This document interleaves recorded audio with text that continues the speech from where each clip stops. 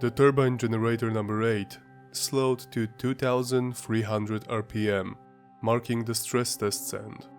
"Shut down the reactor," Akimov shouted. "AZ-5." The short time between that moment and the explosion felt like hours.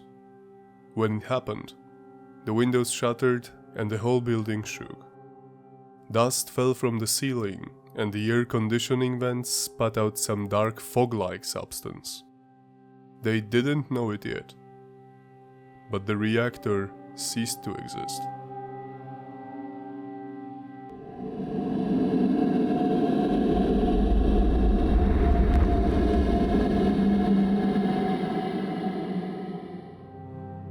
Hello guys. Today we are going to continue the same mini-series. I'm going to introduce you to other operators. Last week it was Toptunov. The week before, Dyatlov and Akimov. This week, well, you will have to watch the whole episode. You probably know them at least by their names, if you're interested in Chernobyl at all, as they were one of the main people involved in the disaster. But you may be surprised by at least one piece of information that not many suspect. When you will hear it, you will know it. Write later in the comments section which one I'm speaking about. I'm curious about your guesses. But enough for now. Let's start. People of Chernobyl. Chernobyl victims. The operators. Part 3. Valery Khodemchuk was a senior operator of main circulating pumps. On the day of the disaster, he was at his post most of the shift. Because of what happened on April 26, 1986, Valery was probably the very first victim of Chernobyl. But not the last, unfortunately. Khodemchuk was 55 years old at that moment. Born in 1951 in Ivankiv Rayon, exactly the place where Pripyat and Chernobyl nuclear power plant were built in the future. Given his education and where he lived most of his life, he quickly started working in the newly constructed atomic station. At the age of 22, in 1973, he was appointed an engineer of boilers. And within a first few years at Chernobyl, he became senior engineer of the boilers of the workshop of thermal and underground communications. Yeah, very long and complicated. Then, Valery was promoted to the operator of the 6th group, and soon to the senior operator of the 7th group of the main circulation pump of the 4th unit communications. I think the Soviets liked these kind of difficult job titles. But let's look into the infamous night in more detail. It was 1:23 AM Moscow time, when Toptunov stabilized the reactor at the 200 MW power level. The atmosphere in the control room of Unit 4 was tense. Akimov, Dyatlov, and other operators stood still, waiting for the right moment to begin the next step in the stress test of the 4th RBMK reactor in Chernobyl. Only seconds later, the reactor was already getting out of hand, reaching the point at which it ceased to exist, and at which the disaster had officially happened. Upstairs, at mark +12.5, Valery Khodemchuk was shocked by the deafening thunder-like sound coming out of every single one of the circulation pumps. It was probably caused by hydrogen mixing with oxygen inside the reactor space, which was then ignited. Only by chance, one of the operators was able to shut the pressurized airlock door. It saved his colleagues in the reactor shop, but it also sealed off the hole. He lost consciousness in the thick, fog-like atmosphere made by hundreds of gallons of water vaporizing, carrying radioactive particles inside it. At this time, Valery Khodemchuk was probably already dead. There are two theories of what happened to Valery. One says that he was vaporized instantly by the explosion in the reactor hall beneath him. The other suspects he might have been crushed by the collapsing building and all the surrounding machinery. We can only hope that he didn't suffer long. Similar to Toptunov, which I told you about in the previous episode, as well as other operators, he he was cleared of the blame for inducing the disaster. For many years, the Soviet Union and later the Russian Federation held the operators officially responsible for Chernobyl disaster. Actually, in 2008, Toptunov received posthumously the third-degree Order for Courage by Viktor Yushchenko, president of Ukraine at the time. Yet, Valery was honored too. A monument was built into one side of the sarcophagus, as close to the pump hole where he died as possible. He was also honored at the Mitinskoye cemetery in Moscow, where a lot of firefighters and power plant workers were buried.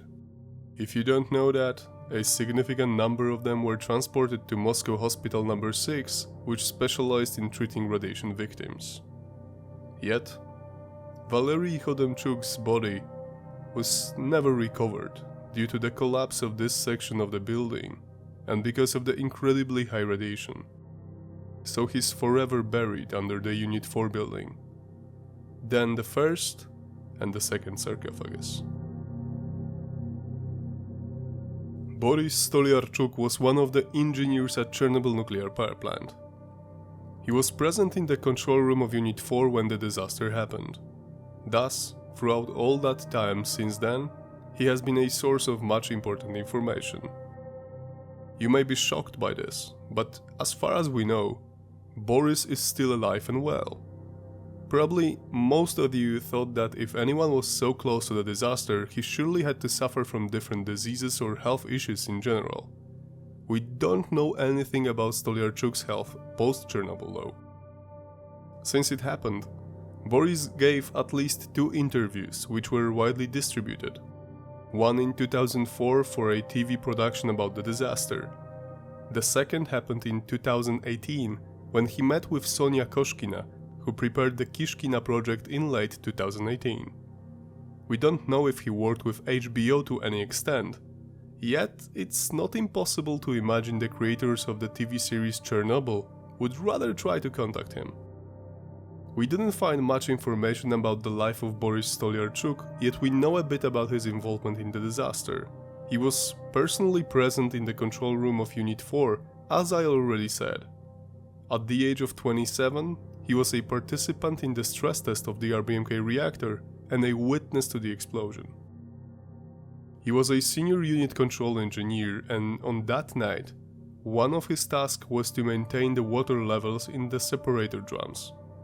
Before the moment the test started, he was already struggling to correct the levels. The reason behind it was that the pumps were almost at their full capacity, which forced thousands of gallons of high-pressurized coolant into the reactor every second. Just before the fatal moment happened, Stolyarchuk was still at his post, the pump desk. Despite being very focused on his job, he heard that Akimov and Toptunov were speaking quietly, yet they were distinctively moved by something. This was odd, as Toptunov's control panel showed nothing out of the ordinary. All the readings from the reactor remained within normal limits for another few moments. Even Dyatlov was silent. The turbine generator number 8 slowed to 2300 RPM, marking the stress test's end. "Shut down the reactor," Akimov shouted. "AZ-5!" The short time between that moment and the explosion felt like hours. When it happened, the windows shattered and the whole building shook. Dust fell from the ceiling and the air conditioning vents spat out some dark, fog-like substance. Everyone stood in shock. Dyatlov, Akimov, Toptunov, and others. They were all completely silent for at least a few seconds. Stolyarchuk noticed a sharp, metallic smell, unlike any other he knew. It took him some time to realize what it was. Exactly then, some of the lamps turned from green to red. They were connected to the radiation measuring equipment. They indicated that the control room experienced a spike in radiation levels. They didn't know it yet, but the reactor ceased to exist. Boris Stolyarchuk talked more than a few times about what happened in Chernobyl. He's a source of important information and a rare witness who shed more light on the events of April 26, 1986. Lucky for him, he is one of the very few who was at the center of the disaster and survived. He's most probably living in Ukraine and should be 65 or 66 years old today. Okay guys, do you have any questions about this or previous videos? Do you want to ask us anything? Maybe you're interested in what we did in the zone when we were traveling there on a regular basis. We will be more than happy to share our stories and behind the scenes of our Chernobylite making. Just say a word and we'll try to prepare something special. Remember to share this video if you liked it. YouTube is not very helpful as we often speak of death, sickness or disaster. These are strong words and can cause the algorithms to dislike us, so any help will be appreciated. Sharing, commenting and watching our videos from the start to the very end will always work. Anyway, that's it for today guys. Take care, stay safe, and see you next week.